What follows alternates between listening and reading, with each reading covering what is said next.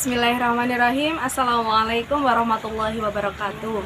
Perkenalkan, nama saya Amelia Rofiatul Muna, mahasiswa semester 7 PPAC IAIN Ponorogo. Dalam video ini saya akan merangkum dan meresum dari sebuah buku yaitu dengan judul Psikologi Kematian karya Komarudin Hidayat. Dalam video ini tentunya ada pemenuhan nilai yaitu akhlak tasawuf oleh dosen saya yaitu Dr. Ahmad Sutoyo. Baiklah, kita akan memulai perjalanan religi kali ini dengan membahas dan mengupas tuntas tentang buku Psikologi Kematian. Setelah beberapa kali saya membaca buku Psikologi Kematian, ada beberapa unsur yang sangat saya cintai dari buku ini, yaitu dari bahasanya yang menerangkan kelugasan bagaimana seharusnya kita menyambut kematian. Dan jika kita membaca buku ini, kita akan dibawa dalam sebuah teks yang bisa membayangkan bagaimana menyenangkannya kematian, bahwasanya kematian tidak perlu ditakuti, ringkasnya seperti itu, dan bagaimana kita bisa menyambut kematian tersebut dengan penuh sukacita. Pada bab awal dalam buku ini menerangkan apakah arti dari sebuah kelahiran, bagaimana kita memaknai sebuah kehidupan. Tentunya sebelum kita mati, kita akan menjalani sebuah kehidupan di dunia ini, baik sementara, sebentar, atau dalam kehidupan umur yang telah ditetapkan Tuhan kepada kita. Kehidupan ini layaknya boarding pass atau tiket untuk menuju kehidupan selanjutnya, yaitu dimana dunia ini adalah sebuah fase atau masa yang memang semestinya harus kita lewati untuk menuju perjalanan selanjutnya. Jadi kita ingin mendapatkan tiket atau boarding pass yang seperti apa untuk menjalankan kehidupan di akhirat nanti. Apakah kita ingin boarding pass kelas ekonomi ataukah boarding pass kelas bisnis, seperti itu. Kita hidup di dunia ini, kita adalah sedang menunggu kematian. Sejauh apapun kita melangkah, garis finishnya adalah kematian, karena dunia bukanlah rumah kita. Rumah kita yang sesungguhnya adalah di surga. Setiap manusia menginginkan kehidupan abadi yang indah. Namun bagaimana sejatinya kehidupan yang abadi? Apakah kehidupan abadi dapat kita temukan di dunia, ataukah justru setelah kematian kita akan mendapatkan kehidupan yang abadi? Hal inilah yang akan kita bahas. Keabadian inilah yang diinginkan oleh manusia dan yang dijadikan iblis untuk menipu Nabi Adam alaihi salam untuk melarang atau melanggar larangan Tuhan, yaitu untuk memakan sebuah pohon di surga yang kita sebut syajaratul khuld atau pohon keabadian. Iblis menggoda Nabi Adam untuk memakan pohon larangan Tuhan tersebut dengan iming-iming keabadian di surga, dan akhirnya Nabi Adam pun tergoda oleh godaan iblis, dan akhirnya Nabi Adam pun diturunkan di dunia. Namun sebelum itu Nabi Adam telah bertaubat kepada Allah Subhanahu wa Ta'ala, dan Allah telah menerima taubatnya. Alhamdulillahirabbil alamin.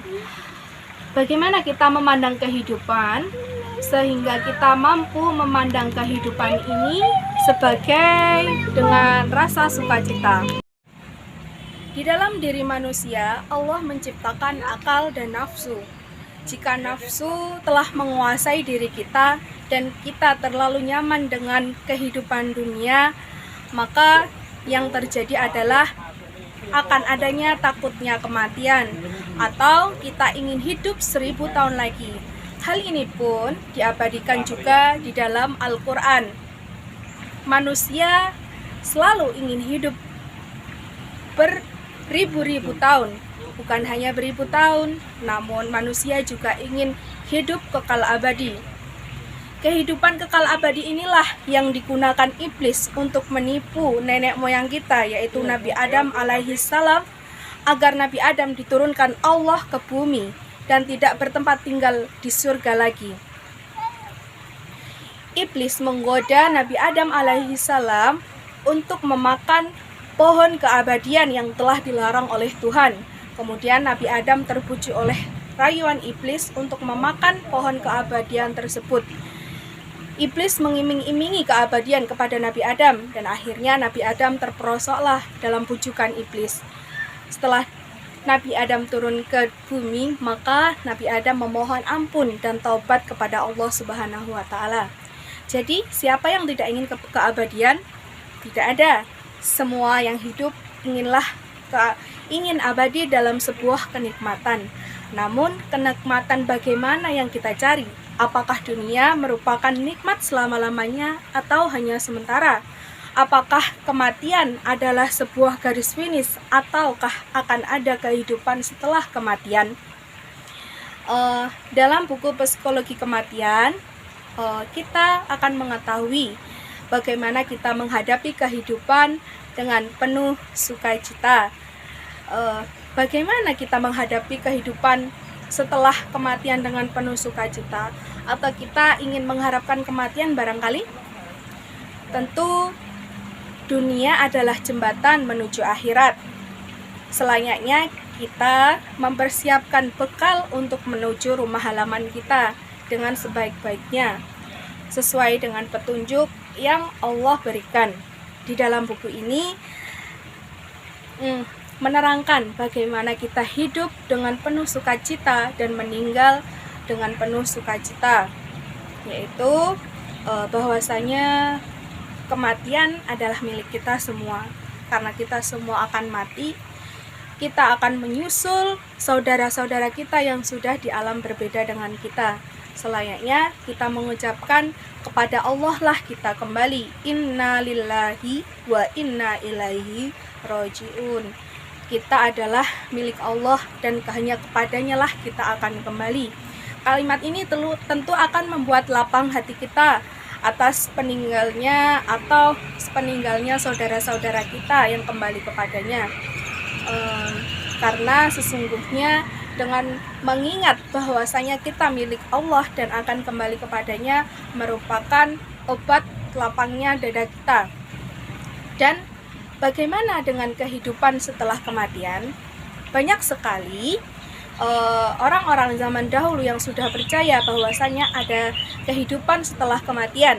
Contohnya saja masyarakat Mesir kuno yang mempercayai adanya kehidupan setelah kematian. Oleh karena itu, mereka membangun kuburan dengan sangat megah dan mengabadikan mayit-mayit dalam kuburan tersebut berupa piramida. Dan juga masyarakat yang lain, mereka membuat kuburan mereka semegah mungkin karena mereka percaya adanya kehidupan setelah kematian. Bagaimana Islam memandang kehidupan setelah kematian? Yaitu tentunya dengan mempersiapkan kematian itu sendiri, supaya arwah kita dicabut oleh malaikat pencabut nyawa dengan baik. Ruh ini ketika meninggal, ruh ini naik ke atas langit dan jasad kita dikuburkan. Ruh yang baik akan bahagia karena melihat kehidupannya akan bahagia setelah meninggalnya. Namun ruh yang jahat akan dicabut secara paksa dari jasadnya. Mengapa secara paksa? Karena ruh yang jahat melihat tempat setelah meninggalnya adalah neraka, atau dia akan dihukum dulu karena kejahatannya di dunia. Karena dia tidak ingin keluar, maka malaikat mencabut nyawanya atau ruhnya dengan paksa dari jasadnya. Oleh karena itu, ruh yang jahat akan merasa kesakitan ketika dicabut nyawanya dan tidak tenang tentunya, karena tempat kembalinya adalah sebuah kesengsaraan. Namun untuk ruh yang baik, maka tempat kembalinya adalah tempat yang baik. Bagaimana? Jadi selayaknya kita mempersiapkan kehidupan setelah kematian ini dengan baik, dengan mengharap ridho.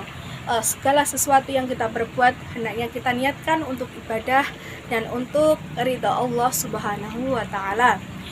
Demikianlah hasil presentasi dari saya dari resum buku kematian, Psikologi Kematian karya Komarudin Hidayat. Terima kasih sebanyak-banyaknya untuk Dr.